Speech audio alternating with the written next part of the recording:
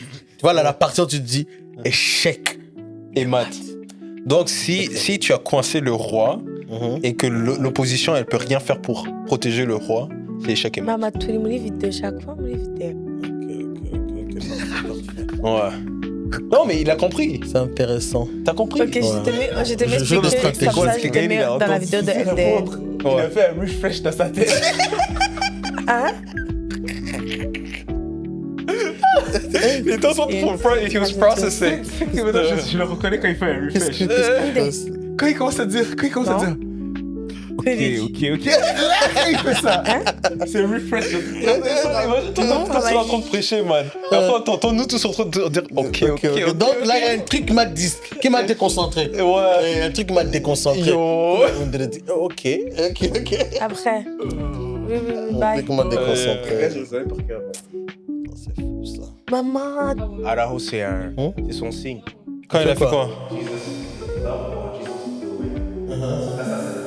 Il a fait quoi? Il va devant. Pourquoi nos vidéos doivent toujours commencer de Jésus, façon Dada. chaotique, en fait? En passant, tu sais comment on a inventé le français? Par beaucoup de dialectes. On a appris un peu d'arabe, le latin, beaucoup vraiment. Genre, ils ont pris tout ce qui était nice. Genre, ils étaient comme j'aime ça, j'aime ci. En tout cas, je sais pas. Oui. Mais le truc, c'est que le français, c'est beaucoup plus compliqué que les Non, le français, majorités des langues. je pense que moi, je catégorise ça comme une science carrément. Ouais, man. Ah. Ouais. Avec son accent congolais. Ah là, il a l'accent congolais. Ça se peut. En tout cas, je ne sais pas. Aujourd'hui, il accepte, genre. C'était le Yeah, groupe. Ça se peut, je ne sais pas vraiment. Toujours le cours de français, en fait. C'est toujours ça. Oui, on est La francophone dernière fois, on en a commencé passant. avec le français. Notre Ouais. auditoire, elle est Et là, francophone. Gaga, tu veux nous apprendre la grammaire francophone? La grammaire. La grammaire. Pourquoi la grammaire? Mais en passant, moi, j'avais des bonnes notes en français à l'école. Ouais, pour de vrai. Genre Non, là, il blague se à part, vante. ouais. Non, moi, les dictées, j'étais bon. L'humilité précède Ah ouais, par la Mais joie. j'avais des 15 sur 20 constamment. Tu dépassais pas 15 sur 20. Non. C'était pas très très bon. 14. Et 15 sur 20, ça va. Dans le système francophone, à la moyenne, c'était 9, 10 sur 20.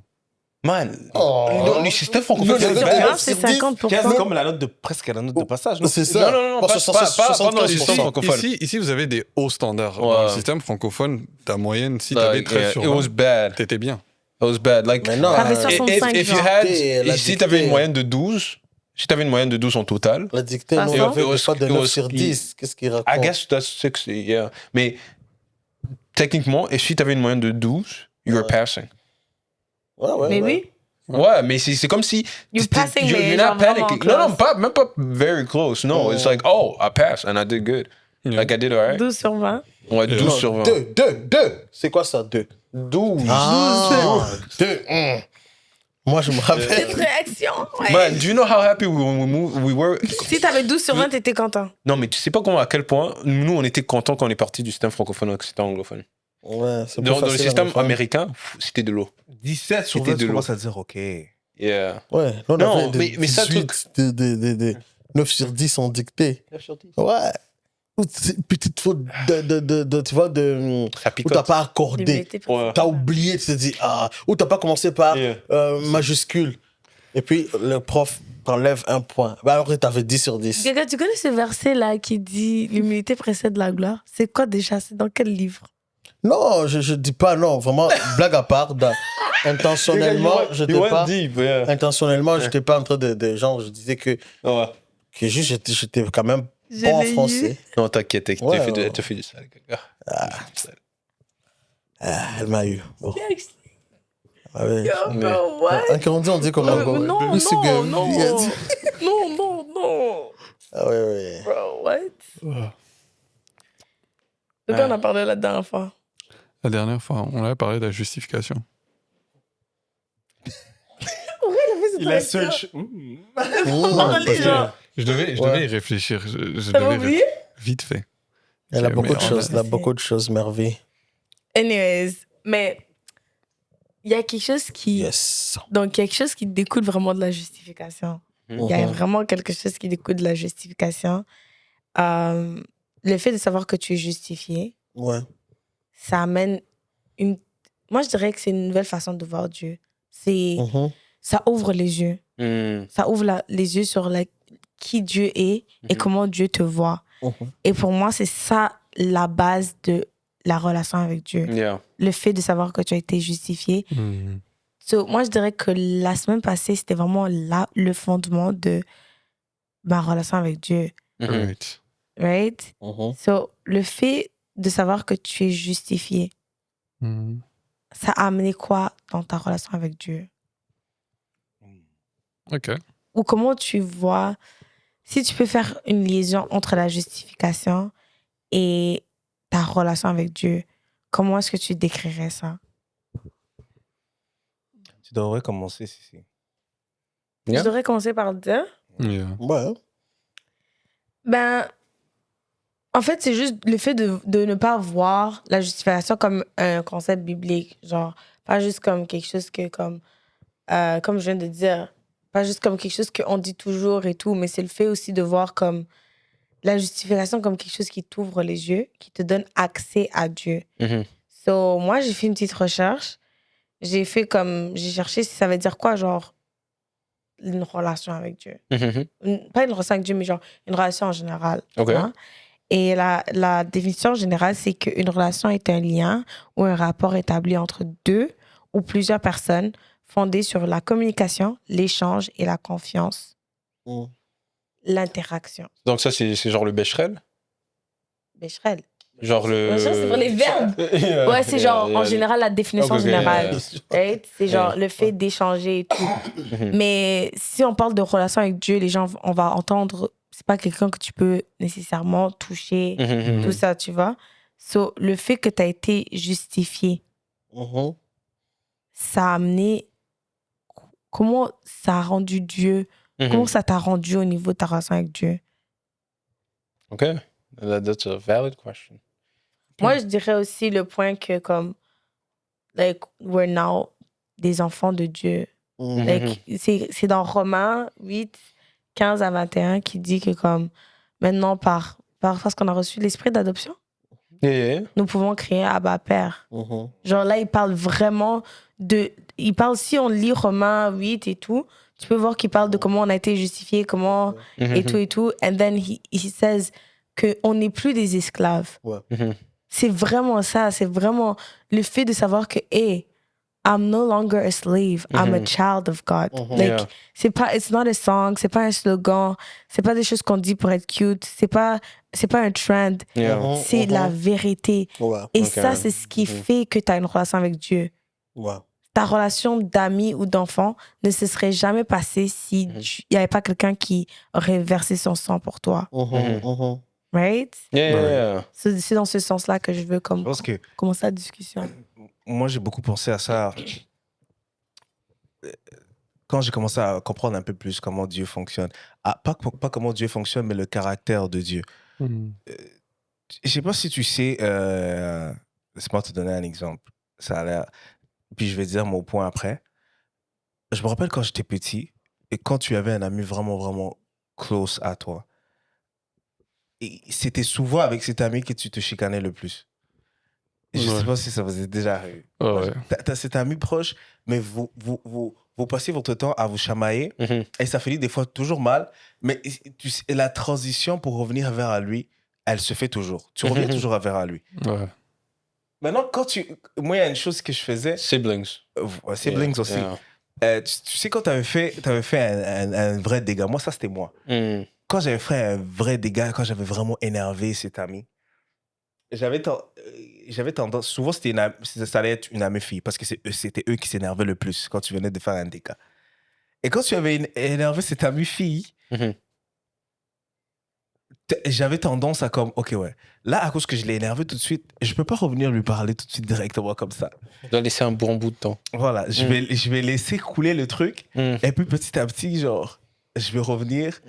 Ou peut-être je vais lui faire rire. Et puis la personne va m'accepter. Mais je dois laisser cet écart. Genre le temps. Parce que tu as l'impression que et si tu reviens tout de suite, elle est toujours énervée, elle est toujours sur les nerfs. Et elle va te prendre direct. Ou te prendre direct. Donc, s'énerver sur toi directement. Et tu sais, la chose que la plupart des gens ne comprenaient pas, c'est qu'avant avoir accès à Dieu, pouvoir venir dans la présence de Dieu, ce n'était pas une chose facile. Yeah. Je sais qu'on en a beaucoup parlé dans les podcasts précédents, mais c'est vraiment pour te montrer à quel point la justification, c'est un cadeau du ciel incroyable. C'était difficile d'avoir accès à Dieu. C'était un processus terrible. Même, c'était très exigeant pour le grand je pense que le sacrificateur. C'était très exigeant pour lui parce qu'il pouvait mourir de ça. Il pouvait pas, tu comprends pas, il pouvait pas s'approcher de lui avec une seule tâche. Et là, je sais que je suis en train de répéter un peu ce qu'on a dit dans les prochains podcasts. Si tu es intéressé, va voir ce qu'on a dit avant.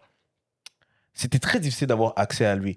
Et tu vois, Dieu a enlevé ça, a enlevé la difficulté d'accéder à sa présence grâce à la justification. Ça veut dire que maintenant, notre relation ne dépend plus de moi.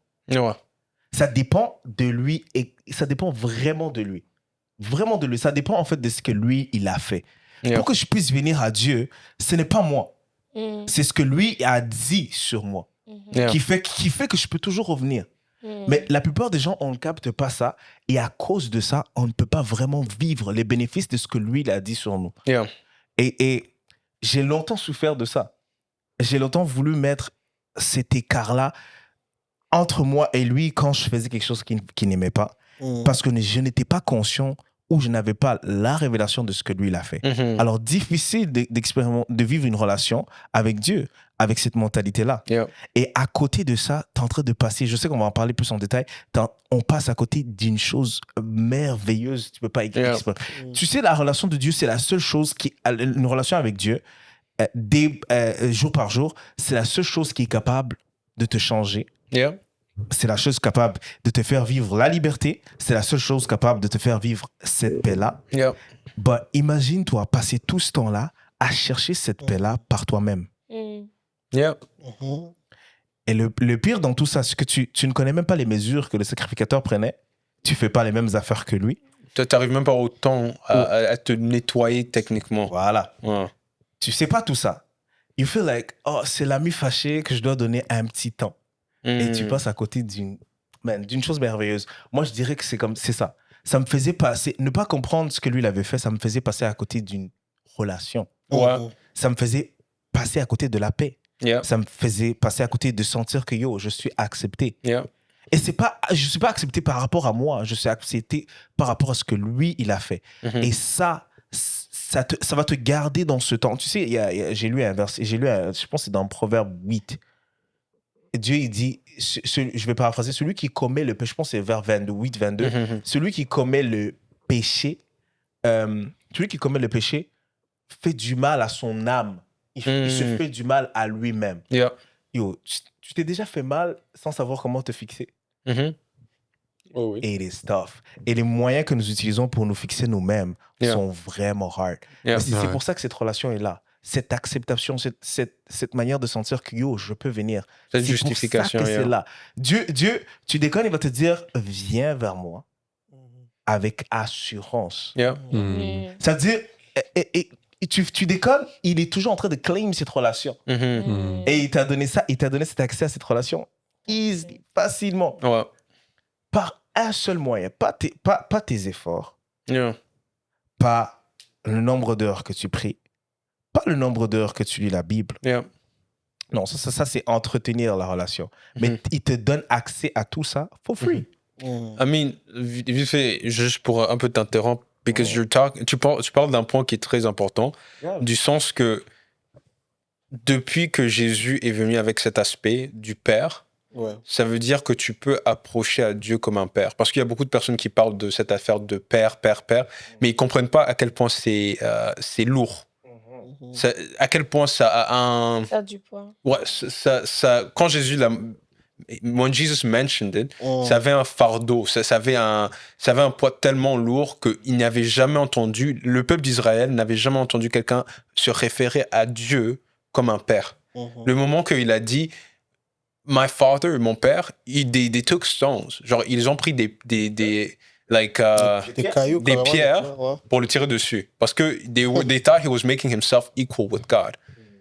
Mais quand tu commences à comprendre l'aspect du père, pas comme les pères qu'on a sur ce like, on this earth. C'est pas comme les pères qui sont limités à leur propre expérience. avec leur propre... Their experience with the world. Genre, comment est-ce qu'ils ont...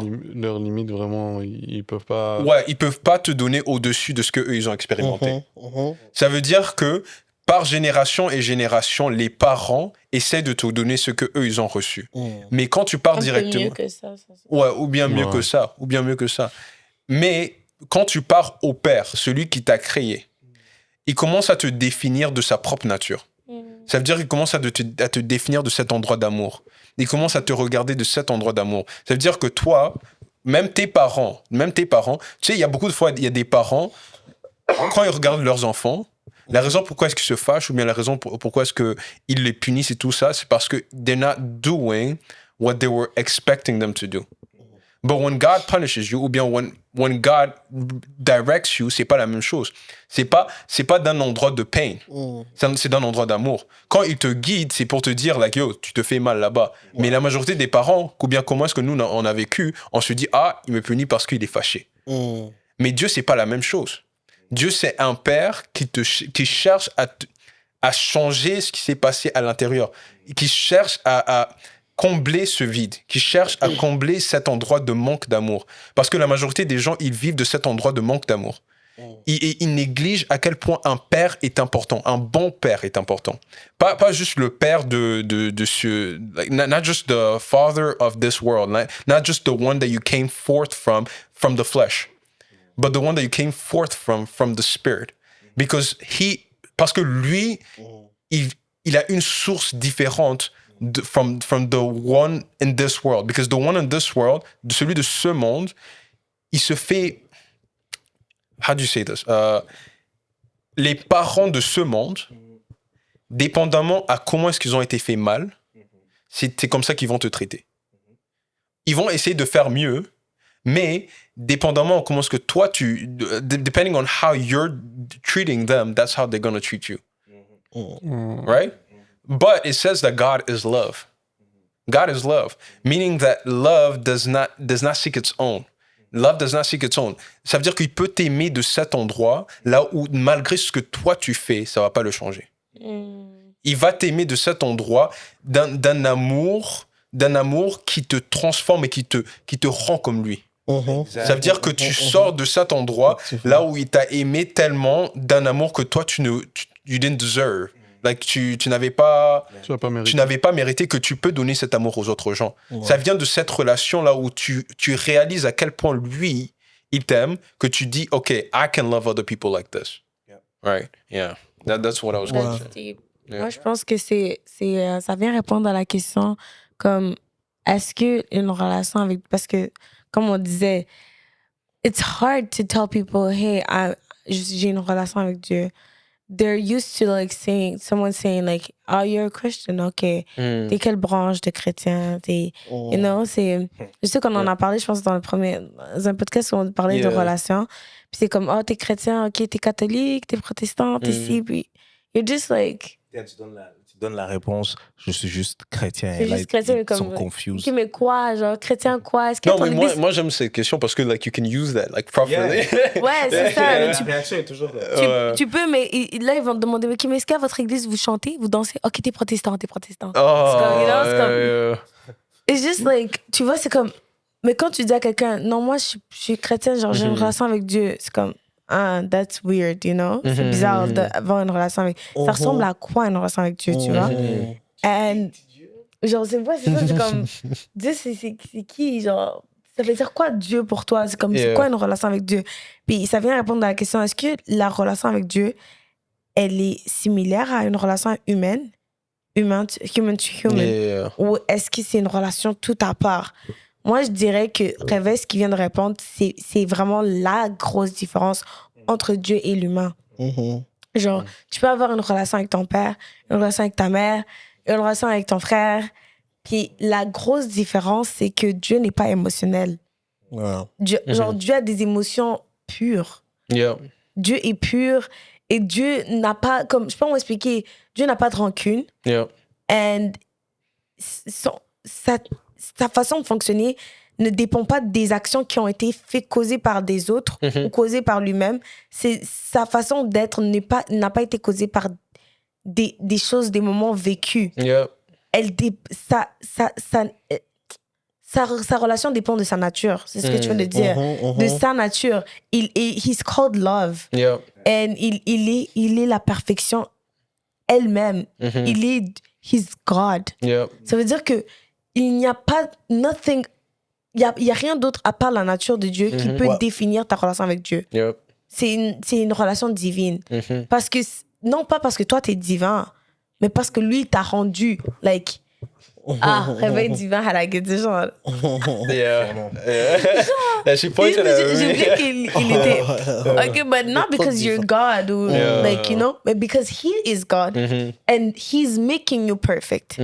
So that's how une relation avec Dieu, c'est différent des hommes. Moi, je pourrais dire une relation avec moi et mon frère, c'est comme, oh oui et tout, mais si demain je le fâche, si demain je me fâche, on va devoir se laisser du temps, on va devoir et tout. And là, ça fait que oh, ok, ben, lui, à cause que j'ai fait ci, il va réagir comme ci, tu vois? Et comme j'ai fait ça, lui, il va réagir. Mais Dieu, c'est pas ça. Dieu, c'est que tu peux faire même les plus pires choses, les choses les plus pires au monde, and God is still, like, he's still there. Yeah. Il est constant. Il bouge pas. Like, He's Dieu the ne rock. bouge pas. Et moi, je dirais même loin. Je parlais de juste frères et sœurs, amis, friends to friends. God can teach you about relationships more than tous les thérapeutes au monde. Yeah. Dieu peut t'apprendre par comment être en relation avec les gens. Pas relation amoureuse, non, pas seulement ça. Even relation brother to brother. Parce que moi, je me rappelle, like, il y a des choses que je pouvais me dire, oh, mon frère m'a fait ci, like, I'm gonna give him time, or I'm not gonna talk to him for hours. Alors que maintenant, Dieu m'a appris que non, you don't love. Tu n'aimes pas parce qu'il a fait ci ou parce qu'il est comme ci. Tu aimes parce que tu aimes, parce que c'est ta nature, parce que c'est ce que tu es. Tu n'aimes pas parce que quelqu'un, like, that's a relationship with God. You let God define the relationship, and that's how you become like God. I feel like, je sens comme si, depuis que Dieu m'a introduit à cet aspect de son amour, parce que avant que je reconnaisse que je suis justifié, quand j'étais dans cette relation qui était vraiment très conditionnelle, là où c'était un peu toxique, genre like c'était comme si le prochain jour je peux pas rentrer dans la maison. Je peux pas rentrer dans la maison. Like I messed up too bad. You're staying outside of the house. Yeah. Right? That's very toxic. Like ça c'est très toxique. Ça c'est très toxique. Ça laisse l'espace de déconner encore plus. Voilà. Mais quand j'ai commencé à comprendre cet aspect de oh you messed up, come. Let me show what's up. Like quand j'ai commencé à comprendre que malgré tout ce qui se passe, he still has open hands. It's still an open heaven. C'est pas comme s'il a fermé toutes ses bénédictions, il a fermé tout. Le moment que tu as signé, il est comme, nope, you, wait, repens-toi, fais ci, fais ça. Like, there's a place of repentance, but not in the sense that you can earn back the favor of God, right? Donc, quand je commençais à comprendre ça et quand j'ai vu son amour inconditionnel, ça a affecté mes relations du côté de gauche et droite. Parce que ça commence... Real quick, I want to mention the love thing. Parce que ça commence de cette base. Because if you don't know how God is, because we're all Christians, depending on how you see God, dépendamment de comment est-ce que tu vois Dieu, c'est comme ça que tu vas devenir. Depending on how you see God, that's how you're going to become. And if you think that God is a selfish, mean, and like, si tu fais une erreur, il va te faire du sale, c'est comme ça que tu vas être envers les gens. Mais quand tu commences à comprendre exactement comment est-ce que sa nature est, he's forgiving, he is loving, he's the one that goes out to the person. Il aime, c'est lui qui cherche. C'est lui qui cherche les gens même qui l'ont fait du sale, en voyant qu'ils sont en train d'avoir mal au cœur. C'est lui qui les cherche. C'est comme ça que tu commences à devenir. Parce que si tu vois, c'est la nature de ton père. Et tu veux être comme ton père. Yeah. Ouais. Je voulais juste construire sur... c'était quoi? C'était sur l'aspect de Dieu qui veut de nous, de Dieu qui ne nous rejette pas une fois qu'on a fait une erreur. Je veux construire sur cet aspect parce que la première question, c'était vraiment la justification. Comment est-ce qu'elle a construit ta relation avec Dieu? Comment est-ce qu'elle a... à quoi ressemble ta relation avec Dieu maintenant que tu comprends la justification? Maintenant, pour moi, ma relation avec Dieu, elle ressemble à une relation vraiment comme s'il me chouchoute, comme si j'étais son bébé. Je le dis pas dans le sens que je veux déconner, que je veux faire du n'importe quoi, mais c'est vraiment... quand je vais vers Dieu, j'ai pas peur. J'ai pas peur qu'il a une arrière-pensée. J'ai pas peur, je me dis pas, il me prépare quelque chose de mal en arrière. J'ai pas peur, je me dis pas, il va me juger maintenant. Hébreux 10-14 dit que à travers un sacrifice, il nous a purifiés. À travers le sacrifice d'un, il nous a perfectionnés pour toujours. Pour toujours. C'est un peu paraphrasé. C'est 10-14. 10-14, c'est un peu paraphrasé. Pour toujours. Pour toujours, ça veut pas dire pour un petit moment et puis après ça finit. Non, il nous a purifiés pour toujours. On peut pas le voir physiquement. Physiquement, on a encore des problèmes. Il y a la gravité sur cette terre. On peut pas voler, on peut pas traverser les murs. On n'est pas parfait. Bon. Mais la parole dit que nous avons été perfectionnés pour toujours. Donc, c'est notre esprit. Dès que j'ai compris que mon esprit, au fait, Dieu me traite spirit to spirit, esprit à esprit, Ouais. j'ai pas du mal, ou j'ai moins du mal à me rapprocher de lui. J'ai beaucoup moins du mal de venir envers Dieu et de lui dire, peut-être j'ai déconné, ramène-moi un peu proche de toi, ramène-moi à un niveau là où je suis plus conscient de ta présence. Et puis, la bonne chose avec ceci, c'est que ça a créé une intimité avec lui. Ça a créé une très belle intimité avec lui. Je peux me réveiller le matin, je pense que j'en avais parlé dans le passé, je peux me réveiller le matin et je dis « Bonjour Saint-Esprit », juste comme ça. N'est-ce pas, je peux être en train de marcher dans la rue, je ne peux pas l'expliquer, mais j'ai des recettes qui m'arrivent dans la tête, puis je sais que c'est Dieu, parce que c'est des recettes, quand je les teste, ça fonctionne. Mais je suis très content. It does, it works. Ouais, c'est cette intimité de savoir que Dieu ne veut pas juste...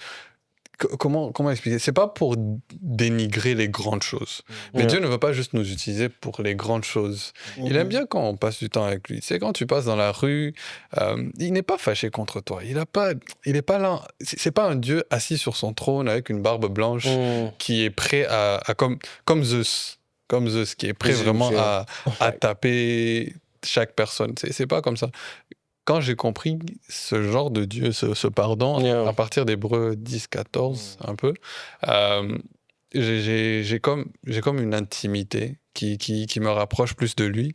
C'est pas une invitation pour déconner, comme on le sait, mais C'est jamais une c'est jamais. Ah, mais si tu entends une invitation pour déconner, tu veux déconner. C'est jamais une invitation. Mais tu sais, moi, tu sais pourquoi c'est ça le problème, en fait. Le problème, c'est que les choses qu'on insiste vraiment sur ce point-là, c'est parce que plus tu vas apprendre sur ce caractère-là, plus tu vas vouloir connaître c'est qui cette personne. Moi, c'était ça, mon case. Je me regarde struggle, je me regarde faire tout ce que je fais. Et then, God, il me dit, viens. Là, il me dit, je t'aime toujours. Et il me dit, je veux, et c'est juste moi qui va te changer. Et en plus de ça, il me bénit. Et en plus de ça, j'expérimente sa faveur. Et pourtant, je ne mérite pas tout ça. Quand tu vois quelqu'un qui est comme ça, c'est choquant.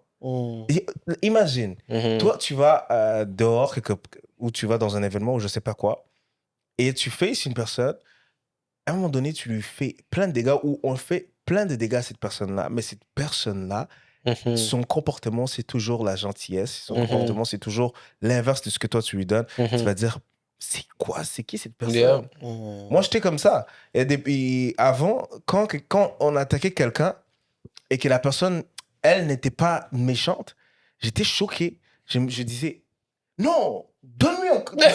Donne-lui un coup. Défends-toi aussi. Et ça me poussait à me questionner beaucoup sur la personne. Comment tu es, toi? Tu vois, on me disait ça, mais tu pouvais être avec une autre personne, tu disais, oh, lui, je sais pas comment il est. Je comprends pas comment il est. Ça te donne envie de comprendre quelle est cette personne-là. Et le fait de comprendre tout ça, ça te donne envie de dire, OK, je veux te connaître. Je veux te connaître. C'est quoi ce caractère? I want to be his friend. Ouais. Pourquoi tu me donnes tout ça? Pourquoi tu es comme ça avec moi? Et plus tu vas le connaître lui, plus ça va venir, ce que Riva disait, il a tellement bien dit, et plus ça va venir jouer sur ton propre caractère. Ça va venir changer. Moi, on était en train d'en parler l'autre fois, non? On était en train d'en parler dans le Bible Study. Moi, si j'étais dur dans la tête, Moi, c'était dur dans la tête. Les gens disaient que j'avais pas des émotions, mais je sais pas. No, it's true, it's true. I can testify. Yeah. Yo, Riva. It's true. Non, mais à travers les années, Kenny. Ouais, à travers les années. Moi, Dieu m'a changé vraiment. Ah, yo, ce que Riva avait dit, ah non. C'est merveilleux. Il m'avait dit que j'étais impoli. Ah ouais? C'est un peu vrai. C'est un peu vrai. Mais je le connaissais pas. Oui, ben c'est ça. Kenny. Donc, un caractère. Mais c'est nous tous, non? Ouais, Avant de la rencontrer majorité Dieu, d'entre on a nous. tous des caractères. Gaga aussi, il avait un gros caractère. Sissi aussi. Gaga. Ouais, Gaga avait. Man, God did a thing with Gaga. Parce que moi, quand j'ai rencontré Gaga, non, Gaga, c'était un bear. Like, genre un teddy bear, man. Ah ouais? Kenny, Gaga. Il était déjà cute, hein? Il était cute, vraiment, Gaga. C'est bizarre. Et là. Mais c'est ça, mais tu vois, mais demande à ses cousins, demande à ses frères. Ils vont te dire. Ils vont te dire, c'est nous tous.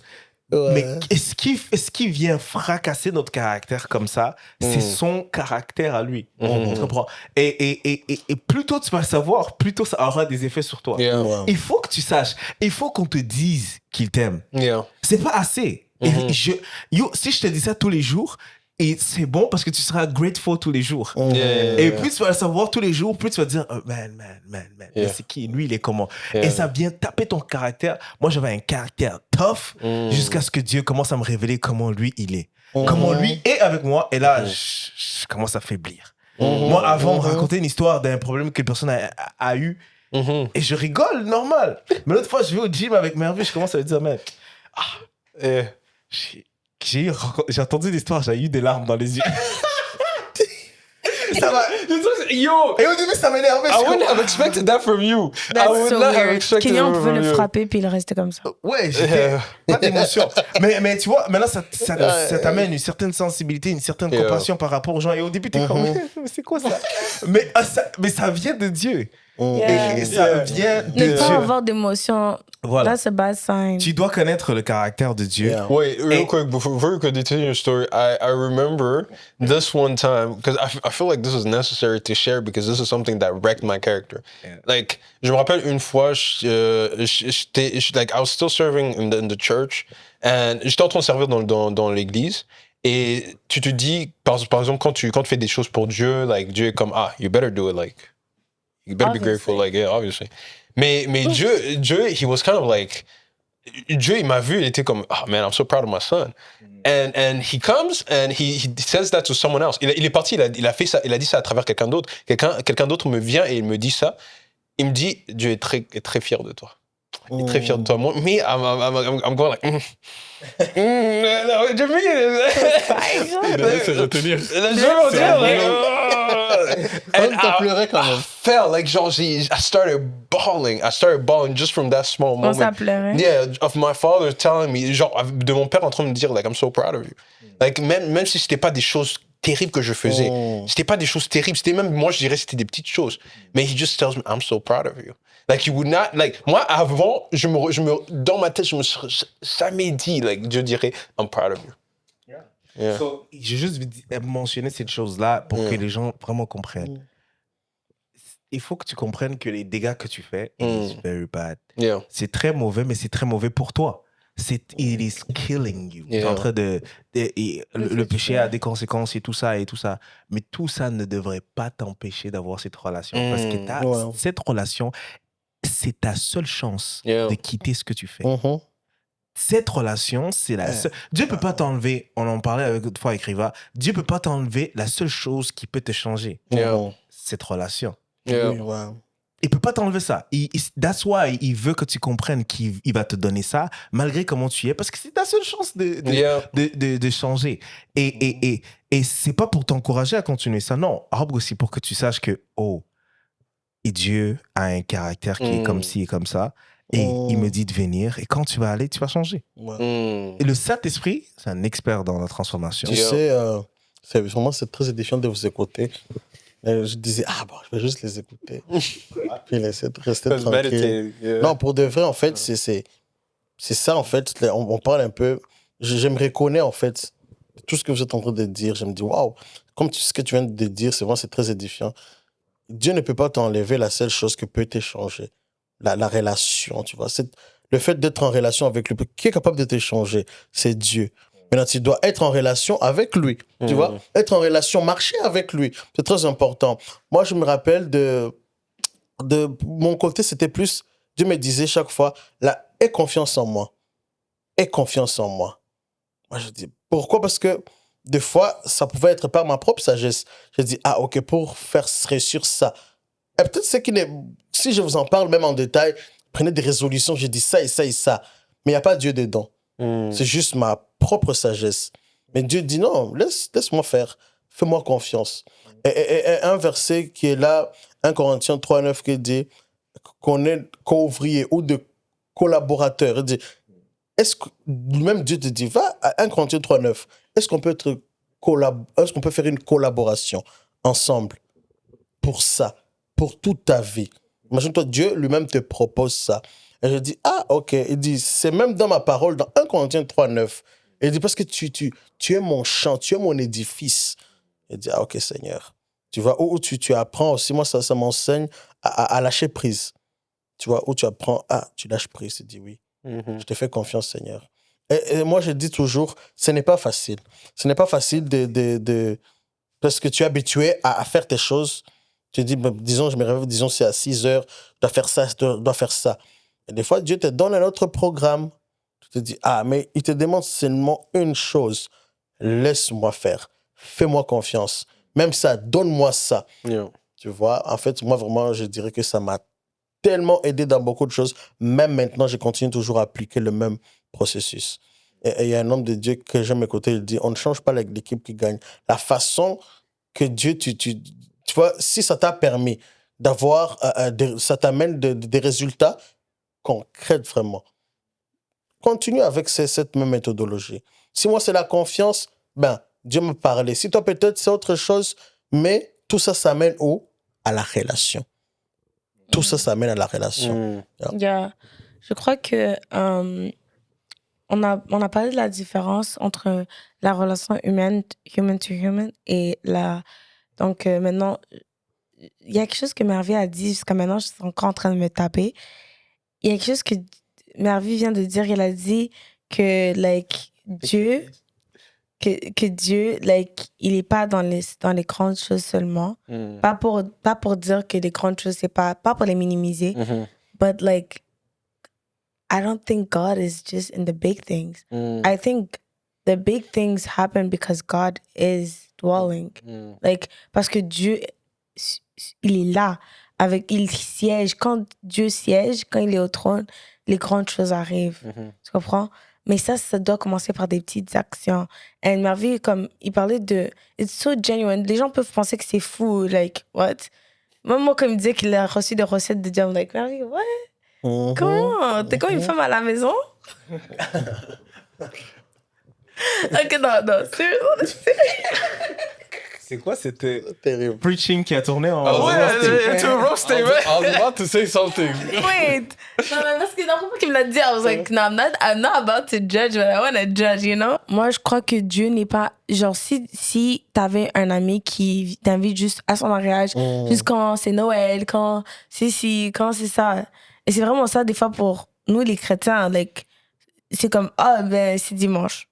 Ben, c'est vendredi, you know? Puis là, c'est comme, non, Dieu n'est pas un Dieu événementiel. Dieu n'est pas juste là quand c'est le moment opportun pour lui d'être là. Et quand tu lui demandes de faire des grandes choses, Dieu doit être là tout le temps, même pour te conseiller. Hey, I think you should do this with your friend.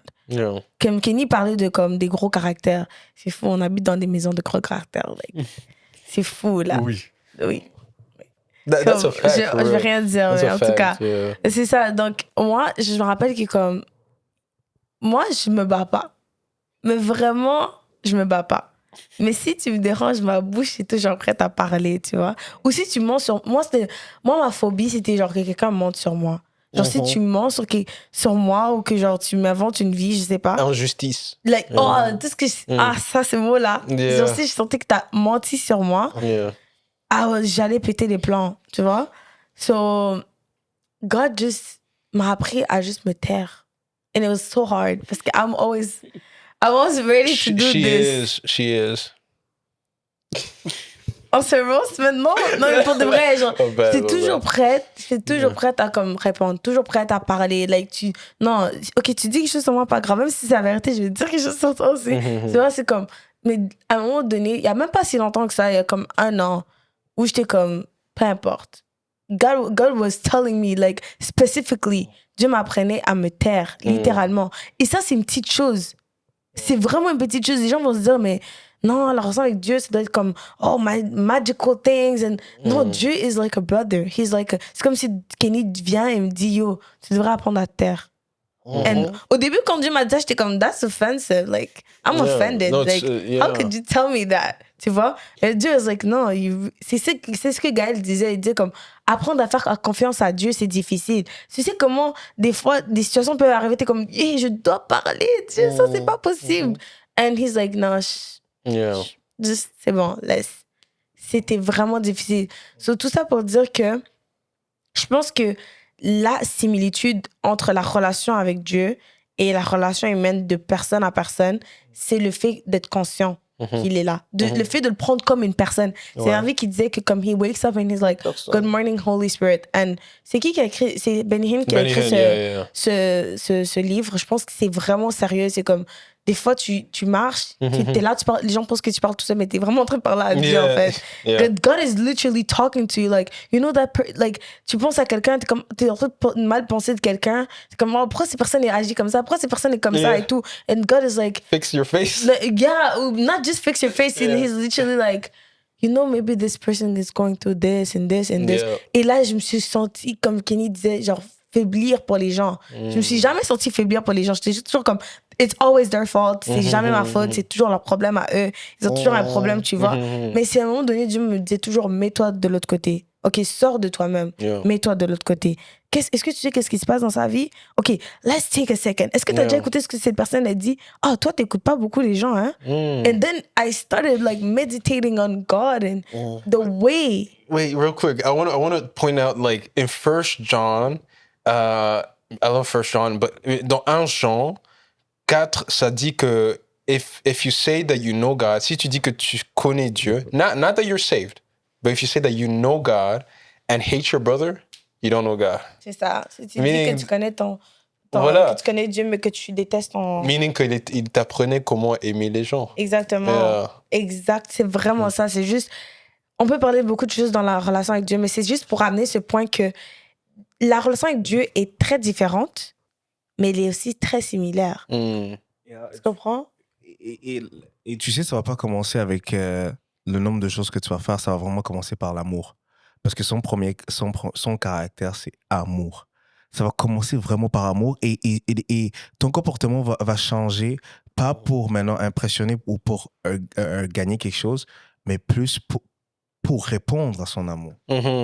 Tu réponds. Et ton comportement s'aligne facilement lorsque tu aimes. Tu as déjà vu les choses que tu peux faire quand tu viens de rencontrer une fille. Tu fais des dingueries. Tu peux vider ton compte, hein? C'est vrai. Je sais pas, moi. Tu peux payer des choses, tu peux payer des spas à $500. Ça part. Easy. Tu peux acheter des fleurs qui coûtent très, très cher. Je viens d'où, quoi? Oui. Tu faiblis. Tu peux faire n'importe quoi quand c'est motivé par l'amour. Pensons à nos mères, par exemple. Moi aussi, je pensais à maman. That's crazy. Ouais, ben c'est ça. Ben, pensons à nos mères. Ça, c'est l'exemple parfait. C'est que elles sont capables de se plier en 4. Moi, je me rappelle, ma mère ne permettait jamais, quand j'étais petit, que d'autres personnes aient quelque chose que moi, je vais manquer. Ma mère aussi. Oh là là. Et à cause de ça, elle était prête à se plier en 4. Vraiment plier en 4. Quand, je me rappelle, ma mère, oh maman, tout le monde a ce pantalon. Moi, j'ai pas ce pantalon. Adidas. Ma mère, elle devait les coudre. Kenny voulait les skinny jeans. Elle pouvait me faire des pantalons. Mais elle pouvait, ma mère, par exemple, quitter le travail. Quitter le travail et tout de suite après, aller m'amener à un endroit loin. Et aussi m'acheter ce pantalon-là. Mugabe, tu vois, elle le faisait pas par prouver quelque chose, mais c'est parce que elle sent comme de la compassion. Elle va dire, comment il peut lui manquer quelque chose? Elle se plie en quatre. Quand c'est motivé par l'amour, ça s'aligne facilement. En fait, tu voulais dire, Merveille? Non, c'est l'amour seulement. Ouais, en fait, moi, en fait, de faire des comparaisons, puis moi, maintenant, je me disais, puis c'est pas que je quitte le sujet. Et maintenant, imagine-toi, parce que Kenny disait la maman et tout, peut se plier en 4, même si en 10, même si tu veux, pour juste te faire plaisir, quoi. Et maintenant, Dieu, regarde ce qu'il a fait à la croix. Il s'est plié dedans. Il s'est plié beaucoup plus que... Plusieurs fois. Si on peut utiliser ces expressions. Waouh! Lui, carrément, il a accepté la mort. Imagine-toi. Non, en fait, moi, des fois, j'imagine l'œuvre de la croix. Mais il y a la mort normale et il y a la mort horrible. C'est ça, en fait. Imagine-toi l'œuvre de la croix. Alors, on entend parler avec Merveille hier, il était défiguré. Son dos était labouré, carrément. En parenthèse, défiguré plus qu'autre personne sur cette terre. Méconnaissable. Donc, si vous recherchez, si vous avez déjà vu des documentaires sur des personnes défigurées, des trucs dégueulasses, vraiment des monstres, des personnes qui ressemblent vraiment à n'importe quoi. Jésus était pire que ça. Imagine-toi les gens qui ont été brûlés carrément. La Bible dit. Les gens qui ont été brûlés, défigurés comme ça. Lui, c'était plus. C'était pire que ça. Elle dit, Esaïe, je crois que c'est Esaïe dit, son dos était comme labouré. Tu vois quand tu laboures vraiment. Donc, c'était plus, je sais pas quoi. Oh non. Mais tout ça, en fait, c'était animé par l'amour. Parce que Jésus-Christ était capable de quitter Imagine-toi, il a la puissance de dire j'arrête, je tape tous les soldats romains ou je disparais. Parce qu'il le faisait. En passant, moi, une petite parenthèse, je crois même, lorsque Judas Iscariote a vendu, parce que c'était pas la première fois que Jésus, on voulait le tuer, mais il passait quand même. Parce que son temps n'était pas encore venu. Il disait, c'est sûr encore. Ben, ça, c'est moi qui pense. C'est sûr. Personne ne peut attraper le maître. Il est terrible. Il a vécu la puissance de Dieu. Il a vu Jésus opérer. Il a dit, je vais manger l'argent, je vais le bouffer. Et Jésus, on ne va jamais l'attraper. Mais après, ce qui prouve, peut-être moi, c'est ce que je dis, c'est moi qui pense ça. Il a tellement eu mal, malheureusement, il est parti s'épandre. Il a redonné l'argent carrément. Oui, malheureusement, il s'est dit, waouh, qu'est-ce que je viens de faire? Mais en fait, tout ça pour nous dire que si c'est vraiment par l'amour de Dieu, cette relation, elle doit être animée par l'amour. Et Dieu, il nous aime inconditionnellement. Vraiment inconditionnellement. Imagine-toi, un jour, je suis en train de prier, et puis un jour, j'entends la voix de Dieu. Elle résonne vraiment fort dans ma tête, même carrément. Elle dit, toi, tu penses que je suis comme toi? Je dis, c'est sûr. J'ai mon monologue en moi, je dis, je parle pas, je dis, c'est sûr, non. Dans mon fort intérieur, je dis, c'est sûr, non, je ne suis pas comme toi. Il dit, cette fois, le juste tombe, cette fois, il se relève. C'est venu comme ça. Puis, en fait, il a mis comme la lumière sur ça. Cette fois, le juste tombe, cette fois, il se relève. En fait, tu sais, quand tu as atteint quand même un certain niveau, où tu as comme la patience. C'était difficile pour toi d'être patient, mais quand même, tu commences à grandir de la patience. Mais moi, j'avais un problème, je n'arrivais plus. J'étais impatient par les hommes qui ne sont pas patients. Je ne sais pas si vous comprenez ce que je veux dire. Et puis, je disais, non, mais comment moi, ce stade, je l'ai déjà dépassé. Mais maintenant, moi, je ne comprenais plus. Puis il me dit, toi, tu te prends maintenant pour qui? Toi, tu étais pire que. Tu vois, tu étais pire que donc. Il m'enseigne, on entend dire son caractère. Il reflète son caractère. Je dis, je me reconnais. Je dis, oui, Seigneur. De la même manière que tu as eu la compassion envers moi, moi aussi, je dois avoir la compassion envers eux. Tu vois, il m'a enseigné. Mais tout ça, c'est lié à quoi? Parce que j'ai une relation avec lui. Je peux dire quelque chose? Vas-y. J'espère que je vais rester à l'équipe. J'étais en train de méditer. Et je sais que c'était pas même dans nos plans. J'étais en train de méditer sur Pierre, justement, et Judas. Et c'est étonnant que Gaël amène ça. En train de méditer sur, je pense, si vous voulez, vous pouvez aller lire Matthieu 26, vous pouvez lire Jean 18. C'est là où on voit maintenant que Jésus est sur le point de se faire attraper. Et là, on voit l'histoire de Judas. Je suis en train de méditer sur ça en plus. On voit Judas on parle de que tout doit être motivé par l'amour. On voit Judas qui lui, déconne, et après avoir déconné, ben, il va se suicider. Pourquoi? Parce que la culpabilité l'a tué. Mais une personne avait fait quelque chose, pas similaire, mais pareil, non? Ouais, moi je dirais que c'était un peu le même poids. Ça devait être sur la conscience, en tout cas, ça devait être le même poids. Pierre, il déconne aussi. Il fait la même chose. Maintenant, Pierre, lui, la Bible nous dit c'est dans Matthieu ou Luc où ça donne la précision, ça dit il pleura amèrement. Ça veut dire il était dans l'amertume carrément. Donc il a sûrement déprimé. Amertume, c'est déprimation. Oui, c'est la déprime. C'est le dégoût en fait. Okay, le dégoût total. C'est la déprime. T'es foutu là. Et il pleure amèrement. Ça veut dire que lui, il a vécu une culpabilité intense, comme peut-être celle de Judas. Ouais. Le truc, c'est que Judas, je ne sais pas s'il a essayé de se fixer tout seul. Je ne sais pas s'il a essayé de régler le problème. Il va régler le problème tout seul. Il va régler le problème tout seul, le gars. Et tu sais ce qu'il finit? Il finit par faire quoi? Se suicider. Mais on voit quelqu'un que c'est différent. On voit que Pierre, Simon Pierre, va encounter Jésus. Jésus va se révéler aux disciples. Et quand c'est le cas, il court et il veut savoir, OK, il est vraiment là. Et après ça, dans la Bible, on le voit qu'il est avec Jésus et tout ça. Et ce qui va se passer, c'est quoi? De un, après avoir incanté, regarde, déjà pour te dire, tu peux pas une chose que j'ai appris de ça, c'est que déjà, tu peux pas impressionner, tu peux pas étonner Dieu. À la base, je lui avais déjà même prévenu, hey, tu vas faire ça et tout ça. Il va dire, non, impossible. Tu peux pas l'étonner. Les choses que tu fais, quand tu as déconné, premièrement, quand tu as manqué la cible, marque, de un, tu ne l'as pas étonné. Tu ne l'as pas choqué. Il savait que tu allais le faire. Il n'a pas scandalisé. Et le pire, maintenant, c'est quoi? C'est que la plupart des gens ont l'impression qu'il est fâché. Mais regarde comment il se comporte avec Pierre. Quand il revoit Pierre, il n'est pas en train de lui demander sur ce qu'il a fait. Il n'a jamais mentionné ce que Pierre avait fait. Il lui a même pas rappelé. Il était déjà amnésique par rapport à ce que lui a fait.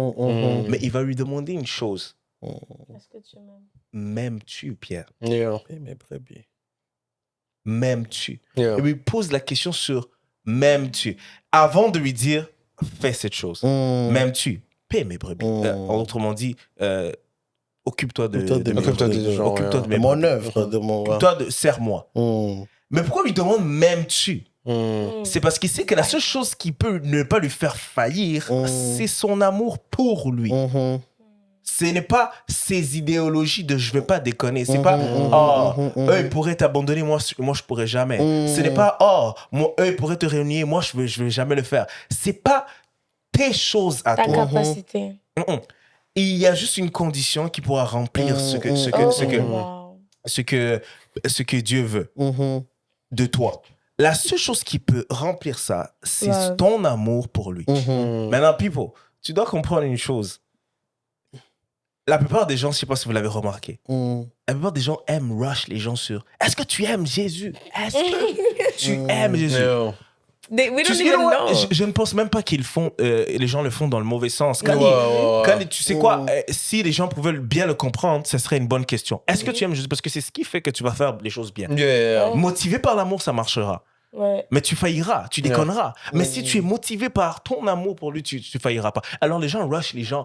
Hey, est-ce que tu aimes Dieu? Et ce qu'ils oublient, c'est que pour pouvoir l'aimer, il faut que tu saches. Il faut que tu comprennes à quel point il t'a aimé. Raison pour laquelle Jésus lui pose la question « M'aimes-tu » après qu'il est mort et ressuscité. Parce qu'il ne pourra pas dire qu'il aime réellement s'il n'a pas compris qu'est-ce qu'il vient de faire pour lui. Changer de comportement, avoir cette relation, le servir, tout ce qui englobe cette relation, ça dépend d'une seule chose. M'aimes-tu, Gaga? M'aimes-tu, Riva? M'aimes-tu? Et si tu veux l'aimer, juste comprends qu'il t'a aimé. Travaille juste sur ça. Ne te force plus à l'aimer. Moi, je me forçais à l'aimer. Je me convainquais. Dieu, je t'aime. Je t'aime, alors, je t'aime? Ok, donc il faut que je fasse tout ça et tout ça. Non. M'aimes-tu? Ok, viens voir maintenant comment je t'aime et tu pourras m'aimer. C'est fou. Dieu, c'est pas une relation conditionnelle. Vraiment. And... man, thank you for sharing, vraiment, parce que I feel like si les gens comprennent ça, the gospel is that someone loved you and you have access to him. Yeah. L'amour l'amour est réciproque. Yeah. L'amour est réciproque. C'est juste ça, la Bible. C'est une lettre d'amour. C'est quelqu'un qui t'a aimé, qui veut aussi une relation avec toi. Yeah. I don't know. C'est vraiment deep.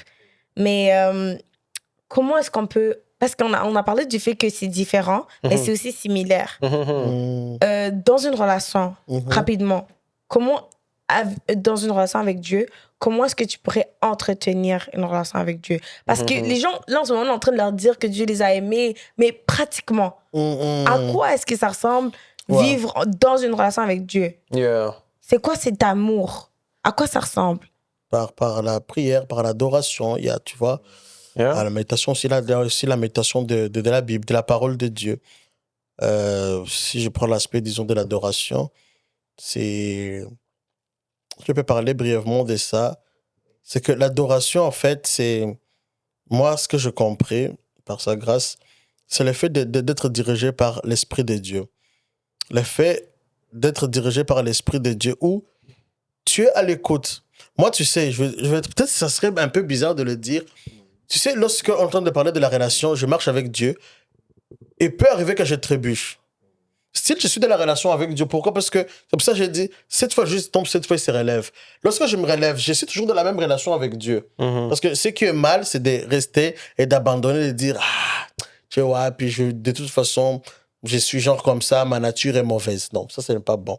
Donc, ça peut arriver que tu trébuches. Ouais, comme Kenny l'a dit, je pense, et une autre personne, que Dieu n'est pas comme étonné que tu as fait ceci ou cela. Il le sait d'avance, à l'instar de Pierre, qui s'est tapé la poitrine, dit, moi, je ne vais jamais t'abandonner, alors que dans pas longtemps, il va le renier 3 fois.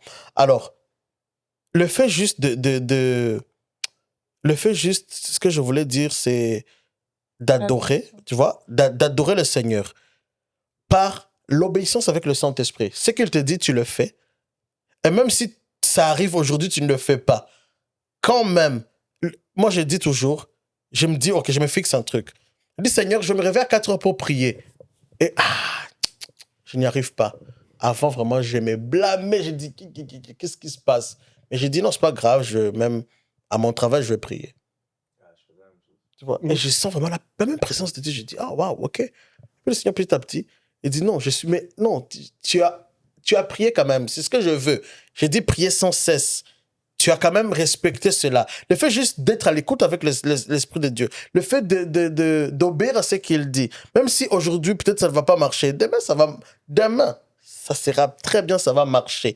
Moi, pour moi, je comprends l'adoration comme ça. Parce qu'il dit adorer en esprit et en vérité. Lorsque c'est l'esprit, de toute façon, c'est l'esprit qui conduit à la vérité. Lorsque je me laisse conduire par le Saint-Esprit, je suis dans l'adoration. Parce qu'il dit, lorsqu'il viendra, il vous conduira dans toute la vérité. Yeah.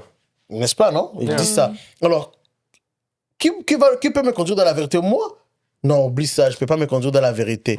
Je peux essayer, mais ça ne va pas quelque part. Je vais faillir quelque part, c'est sûr. Mais lorsque c'est le Saint-Esprit qui prend le règne, qui me conduit, une fois, mardi, je peux trébucher et tomber, mais mercredi, je vais étudier, je vais apprendre de cette erreur et je vais dire, non, ça c'est un piège, je vais sauter. Tu vois, moi, c'est ça, pour moi, j'appelle l'adoration. Là, lorsque je marche avec l'Esprit de Dieu, lorsque j'apprends à marcher avec l'Esprit de Dieu, c'est très important. En fait, c'est pourquoi je souligne encore ça. Ça peut arriver que tu trébuches, mais ne te décourage pas. Ça peut arriver que même tu pêches, mais ne dis pas c'est la fin du monde. Satan voudrait que ce soit la fin du monde, va te culpabiliser, que tu restes dans la boue. Alors que Dieu, heureusement, Jésus-Christ a versé son sang. Heureusement. Heureusement, vraiment. Je ne veux pas m'arrêter. Il faut aussi, l'essentiel. Aujourd'hui, on a beaucoup parlé, et tu vois, les choses que les gars disent sont deep aussi. On a beaucoup parlé du caractère de Dieu, on a parlé de l'amour et tout ça. Yeah. Tu ne pourras pas vivre ces choses-là si tu ne vas pas les méditer, mais surtout les connaître. Lire la Bible. La seule chose qui va te permettre de connaître ces choses-là, la seule chose qui va te permettre d'expérimenter ces choses-là, c'est cette semence. Parce que la parole de Dieu nous dit que la parole de Dieu, c'est une semence, c'est cette semence que tu vas implanter dans ton cœur. Toi, tu es la terre, la parole de Dieu, c'est cette semence. Et une semence, elle fait quoi? Elle grandit. Mais il faut l'implanter. Et elle produit des fruits. Elle produit des fruits. Tu peux voir changement, tu peux vivre cette relation, le vide de l'esprit avec Gaga, ce que Gaga share aussi. Tu peux changer seulement si tu as implanté quelque chose. En fait, tu parles d'une relation vivante avec la parole de Dieu. Ouais. Ça veut dire que chaque jour, tu viens à ses pieds et tu rends la Bible quelque chose de personnel. Là où, quand tu regardes quelque chose dans la Bible, tu dis, OK, ça adresse moi. Là où tu lis pas la Bible juste pour dire, j'ai lu la Bible aujourd'hui. Là où tu lis la Bible pour dire, OK, Dieu, qu'est-ce que tu veux dire ici? Dieu, qu'est-ce que tu es en train de parler ici? Parce que quand tu comprends à quoi est-ce il t'adresse dans la parole, tu commences à voir ça dans ta vie de tous les jours. Parce que la Bible, c'est pas pour les gens dans le... La Bible, c'est Dieu qui te parle directement. Exactement. C'est Dieu qui te parle directement. La plupart des gens pensent que pour parler à Dieu, il faut attendre des oracles et tout ça. That's wonderful. Dieu le fait. Ça, c'est le surnaturel de Dieu. Amen pour ça. Love prophecy. Mais tu sais, même quand il te donne un oracle, il te donne une parole. Donc, ça ne va pas à l'encontre de la parole. Il parle toujours à travers sa parole. Si tu veux entretenir une relation, c'est sûr, tu vas lui parler, mais il va te parler. Il va surtout t'instruire, il va t'affermir. La seule chose qui est capable de faire ça, on le voit dans Timothée 3, je pense, 1 Timothée 3, c'est la parole de Dieu. Te faire croître, t'amener à une stature parfaite. La seule chose qui est capable de faire ça, c'est la parole de Dieu. C'est lui qui te parle. Toi, tu apprends. Je voulais juste donner aussi un exemple d'un homme de Dieu qui est très fort. Et je crois que si vous êtes quelqu'un qui lise la Bible, si vous êtes un chrétien vraiment qui aimait la parole, si tu crois que tu n'as pas besoin de la parole, je vais te donner un exemple d'un homme de Dieu qui est très effectif. Benny Hinn. Benny Hinn, c'est un homme de Dieu qui est très effectif dans la puissance de Dieu. Et c'est quelqu'un qui aime beaucoup parler de cette affaire de Good Morning Holy Spirit, d'entendre la voix de Dieu. Mais c'est aussi quelqu'un qui aime beaucoup prêcher sur la parole de Dieu. Et donc, ça veut dire, si tu crois que je vais pouvoir opérer et écouter la voix de Dieu tous les jours et entendre beaucoup plus et plus Dieu dans ma journée, sans aimer la parole, sans partir dans sa parole, sans reconnaître la voix de Dieu dans sa parole, ça sera très dur. Ça sera très dur de forger ta propre relation avec Dieu. Tu ne sommes pas, parce que tu es seulement en train d'écouter des autres personnes, comment est-ce qu'ils aiment Dieu, de cette personne, comment est-ce qu'ils ont vu cette parole. Tu dois forger ta propre relation avec la parole. Moi, je dis, juste un petit truc. Là, moi, j'aime dire la parole de Dieu aussi a plusieurs facettes. C'est la fondation, premièrement. Au commencement, c'est elle qui est là. Si j'ai bâti ma vie chrétienne, cette relation, c'est par la fondation, la parole. Mais aussi, c'est une nourriture. Il dit, l'homme ne veut pas seulement de pain, mais de toute parole qui sort de quoi? De la bouche de Dieu. Comme c'est une nourriture, alors, un petit exemple, si tu ne manges pas rêver, qu'est-ce qui va t'arriver? Je deviens amnésique. N'est-ce pas, non? Après, tu vas maigrir, tu vas tomber malade, mais ce sera la mort. Alors, maintenant, spirituellement, tu as besoin de te nourrir. Et la parole de Dieu, c'est une nourriture. Tu dis, et il dit, j'aime cette... Il est là, Jésus-Christ même qui est la parole de Dieu, il est la manne cachée. Maintenant, comme il s'est manifesté, maintenant, cette manne a été révélée maintenant. Maintenant, je peux manger ça tout le jour où tu manges la parole, où on sent que quand tu parles, c'est la parole de Dieu. Pourquoi c'est ta nourriture? Et puis j'aime ça. Quand c'est la nourriture qui est la parole, qui est en toi. Avant, quand tu me piquais, je devais te piquer. Mais par la grâce de Dieu, c'est en train de changer vraiment. Il ne fallait pas me chercher deux fois. Par la grâce de Dieu. Il ne fallait pas vraiment. Puis j'ai cherché là où ça te faisait mal. J'ai touché là. Mais maintenant, je dis, comme maintenant, c'est Dieu. Vraiment, Dieu merci. Comme maintenant, tu vois, c'est Dieu. Tu es rempli de la parole de Dieu. Tu appuies. Ce qui va sortir, c'est ce que tu manges. C'est comme un chiffon qui est trempé dans l'eau. Quand tu le presses, c'est ça qui va sortir, n'est-ce pas, non? Et quand on te presse en te chicanant, en te faisant du mal, Jesus comme ça. Qu'est-ce qui sort? Jésus. C'est ce que tu manges. En fait, c'est... Mais toutes ces choses qu'on a dit, je trouve que c'est... Donc la prière, l'adoration, la parole, la communication avec le Saint-Esprit.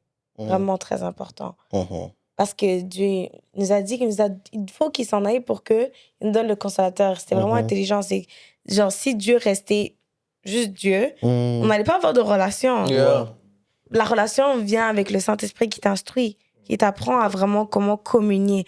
Mais c'est ça. Donc, toutes ces choses-là, souvent, les gens pensent que c'est la preuve que tu as une relation avec Dieu. Alors que c'est ce qui fait la relation. Je sais pas. Ouais, explique un peu plus. Parce que, OK, les gens veulent prouver la relation avec Dieu en prouvant qu'ils savent prier, en prouvant qu'ils savent adorer, en prouvant qu'ils ils connaissent la parole. Alors que c'est pas une preuve. C'est ce qui est. C'est. Point. Nous, on doit pas voir la preuve. On n'a pas besoin de preuve. C'est déjà. Je sais pas si vous comprenez. Je peux pas l'expliquer correctement, mais c'est comme si Kenny veut me prouver quelque chose qu'il est déjà. Il est déjà moi. Tu veux me prouver. C'est comme, non, je comprends que t'es un musicien. I understand it. Tu comprends? C'est comme si toi, t'es grand, tout le monde le voit que t'es grand, mais tu veux toujours nous prouver que t'es grand, tu sautes partout, tu nous montres que tes mains sont... C'est comme, yo, we see it. On voit que t'es grand. Tu comprends? Mais moi, je trouve que c'est vraiment important de souligner ça. Et aussi, je trouve que ça a répondu à la question qui dit c'est quoi une relation avec Dieu? C'est vraiment toutes ces choses qu'on vient de dire. Gaga a parlé de l'adoration. Genre l'adoration plus deep que des chants. Ok, donc je vais donner comme un peu mon témoignage par rapport à ce qu'on disait, à quoi ressemble ma relation avec Dieu maintenant. Je dirais que c'est une vie de gratitude. Le fait d'être dans l'assurance. Donc, la vie d'adoration, c'est une vie de gratitude. Je me rappelle quand j'étais petite, Dieu m'avait dit rentre dans la chorale. Non, avant, j'étais partie dans la chorale avant pour mes propres intérêts. J'étais comme, la chorale.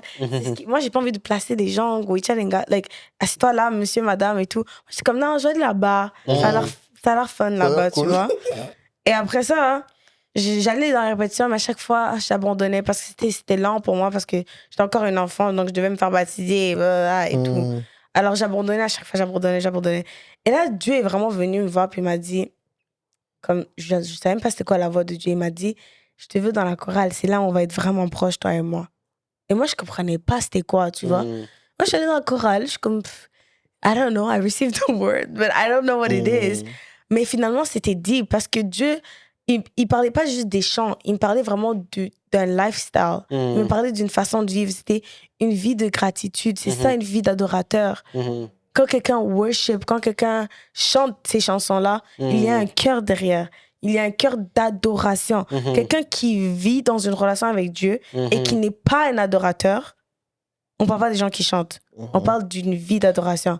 Quelqu'un qui vit avec Dieu et qui est conscient, naturellement est un adorateur. Naturellement, même sans la belle voix, dès qu'il chante, c'est une autre histoire. On sent vraiment une présence. Il y a quelque chose d'autre. Parce que c'est une intimité. C'est moi et Dieu, on communique. Moi et Dieu, on parle. C'est deep. C'est ça que je voulais parler de ça. Puis il y a aussi le fait de Galates 5:17 qui dit de marcher selon l'esprit, comme Gaga disait. Donc tout ça, vraiment, c'est vraiment ça, la relation avec Dieu. Et pour finir, on pourrait parler un peu des bénéfices qui en découlent, même si on en a parlé beaucoup. On a parlé de comment nous tous on a été transformés. La transformation, c'est un bénéfice juste, c'est un premier miracle. Ça, c'est un miracle. Les gens aiment trop parler de t'as été guéri, mais la guérison de l'âme, c'est ça la transformation. Ouais, la guérison de l'âme, elle est top. La guérison de l'âme, c'est deep parce que c'est presque incurable. Les psychologues, ils peuvent te dire qu'il y a des choses psychologiques qui sont pas, qui ne peuvent pas changer. Like that cannot change from the beginning to the end. Yo, that's for real. J'ai pas envie de nommer les choses, mais il y a des choses comme ça. Les psychologues te disent. You don't want to get people into unbelief. Ça c'est comme. Non, j'ai pas envie de. C'est ridicule. C'est comme quoi la pédophilie, tu vois. Ça, c'est un problème de l'âme. C'est un problème de l'âme. C'est guéri. Dieu peut guérir toutes choses, mais les thérapeutes vont te dire ça se guérit pas. Mais ça, c'est au niveau de l'âme. Mais il y a plein de choses. La colère. Si tu as toujours eu de la colère dans ta vie, ils vont essayer de la maîtriser. Ils vont pas l'enlever. Ils vont essayer de la maîtriser. Mais Dieu, il efface. Il efface avec son sang. Il a effacé, vraiment. Non, mais j'ai dit, il a effacé. Like, I'm talking about you before Christ. You BC. Non, mais... La transfiguration, la crucifixion de votre chair, le fait de se crucifier. On a parlé de tout ça, tout ce qu'on a dit, c'est ça. Le fait de ne pas prier juste pour prier. Le fait de ne pas juste show off, de ne pas faire le grand alors que tu n'es pas vraiment grand. Le fait d'être dans une relation même de petites choses avec Dieu. Dieu n'est pas un Dieu événementiel, c'est ce qu'on disait. Et quand on parle d'une vie changée par Jésus, c'est ça la relation. Peace, joy, love.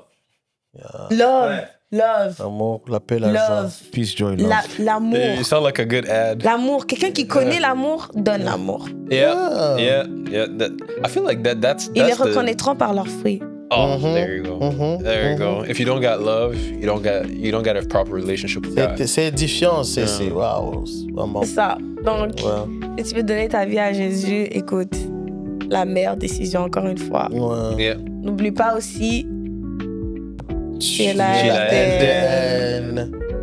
Je voulais dire, n'oublie pas de lire ta Bible. Hein? N'oublie pas de lire ta Bible. Alors, si tu t'es rendu jusqu'à cet endroit de la vidéo, c'est excellent.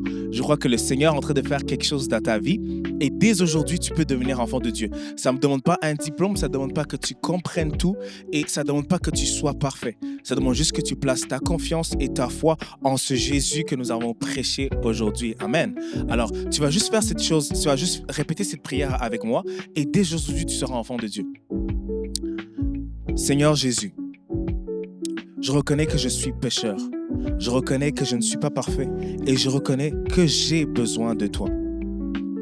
Je crois que tu es le Fils de Dieu, qui est mort et ressuscité à la croix pour moi, que tu es mon maître et que tu es mon sauveur. Je te reçois dans ma vie aujourd'hui. Amen. Et dès aujourd'hui, tu es enfant de Dieu. Si tu as des questions pour nous, si tu veux qu'on te suive, tu peux nous écrire sur nos réseaux sociaux et tu peux aussi écrire un commentaire sur cette vidéo. Que tu es béni. Amen.